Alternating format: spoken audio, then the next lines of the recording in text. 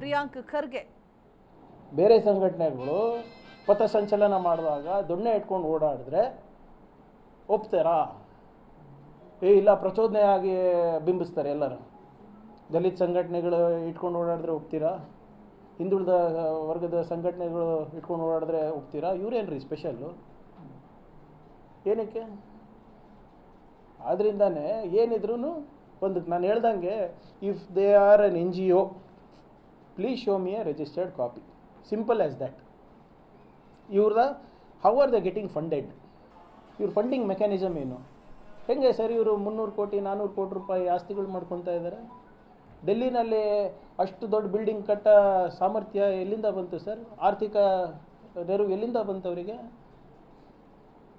ಆದ್ದರಿಂದ ಇದು ಈ ವ್ಯವಸ್ಥೆಯಲ್ಲಿ ನಾವು ಸುಧಾರಣೆ ಕಾಣಬೇಕು, ಆರ್ಥಿಕವಾಗಿ ನಾವು ಪ್ರಗತಿ ಕಾಣಬೇಕು, ಸಮಾಜದಲ್ಲಿ ಸಮಾನತೆ ಬರಬೇಕು ಅಂದರೆ ಇಂಥ ಸಂಘಟನೆಗಳು ಸಮಾಜದಿಂದ ದೂರ ಇರಬೇಕು.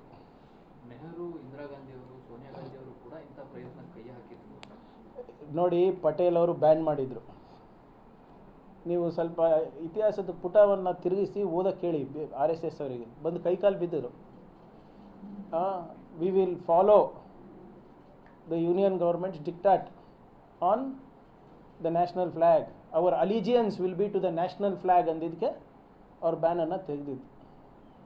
ಪಟೇಲ್ ಅವರು ಈ ತತ್ವ ಎಷ್ಟು ವಿಷಕಾರಿಯಾಗಿದೆ ಅಂದ್ಬಿಟ್ಟು ಪತ್ರ ಬರೆದಿದ್ದಾರೆ ನೆಹರು ಅವರಿಗೆ ಆ್ಯಸ್ ಅ ಹೋಮ್ ಮಿನಿಸ್ಟರ್. ಇವ್ರು ಯಾರು ಪಟೇಲ್ ಅವರಿಗೆ ಆಚರಣೆ ಮಾಡ್ತಾರಲ್ಲ BJP ಅವರು, ದೊಡ್ಡ ಸ್ಟ್ಯಾಚ್ಯೂ ಕಟ್ಸಿದಾರಲ್ಲ, ಸ್ಟ್ಯಾಚ್ಯೂ ಆಫ್ ಯೂನಿಟಿ, ಅವರೇ ಹೇಳಿರೋದು ಇದು ಸರಿ ಇಲ್ಲ ಸಂಘಟನೆ ಅಂತ. ಆಮೇಲೆ ಕೈಕಾಲು ಬಂದು ಬಿದ್ದಾಗ ಇವರು ಓಕೆ ಅಂದಿದ್ರು. ಇವ್ರು ಇಷ್ಟೆಲ್ಲ ಮಾತಾಡ್ತಾರಲ್ಲ ಇಂದಿರಾ ಗಾಂಧಿ ಅವ್ರ ಬಗ್ಗೆ, ಎಮರ್ಜೆನ್ಸಿಗೆ ಸಪೋರ್ಟ್ ಮಾಡಿದ್ರಲ್ಲ ಇವರೆಲ್ಲ.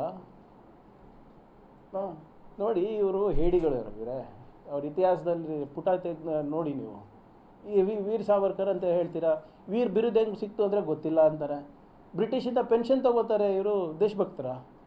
ಯಾವ ಸಂಘಟನೆ ಮುಖ್ಯಸ್ಥ ಬ್ರಿಟಿಷಿಂದ ಪೆನ್ಷನ್ ತಗೊತಾ ಇದ್ದರೆ ಅವ್ರು ಹೆಂಗೆ ಸರ್ ದೇಶಭಕ್ತ ಅದ?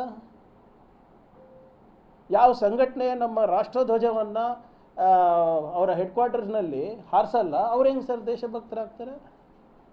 ಯಾವ ಸಂಘಟನೆ ನಮ್ಗೆ ಸಂವಿಧಾನ ಬೇಡ ಮನುಸ್ಮೃತಿ ಬೇಕು ಅಂತ ಹೇಳಿದವರು ದೇಶಭಕ್ತ ಹೆಂಗೆ ಆಗ್ತಾರೆ? ಯಾವ ಸಂಘಟನೆ ಒಂದು ರಾಷ್ಟ್ರದ ನಿಯಮಗಳನ್ನು ಪಾಲನೆ ಮಾಡಲಾರ್ದೆ ಒಂದು NGO ಆಗಿ ರಿಜಿಸ್ಟರ್ ಕೂಡ ಮಾಡಿಸಿಲ್ಲ ಅಂದರೆ ದೇಶಭಕ್ತರು ಹೆಂಗೆ ಸರ್ ಆಗ್ತಾರೆ ಇವರು? ಯಾಕೆ ಸರ್ ಮೋಹನ್ ಭಗವತ್ ಅವರಿಗೆ ಅಷ್ಟು ಸೆಕ್ಯೂರಿಟಿ ಬೇಕು? Equivalent to the ministry of external affairs and home minister. Why does he need it? ಪ್ರಧಾನಿಯನ್ನು ಹಿಡಿದುಕೊಂಡು ದೇಶದಲ್ಲಿ ಇರುವಂತಹ ಬಹುತೇಕ ಆಡಳಿತ ನಡೆಸ್ತಾರಂಥವ್ರು RSSನವರು. ಹೀಗಾಗಿ ಅವ್ರನ್ನ ನಿರ್ಬಂಧ ವಿಧಿಸೋದಕ್ಕೆ ನಿಮ್ಮ ಕೈಯಲ್ಲಿ ಸಾಧ್ಯ ಇಲ್ಲ ಅನ್ನೋದು ಜೋಶಿಯವರ.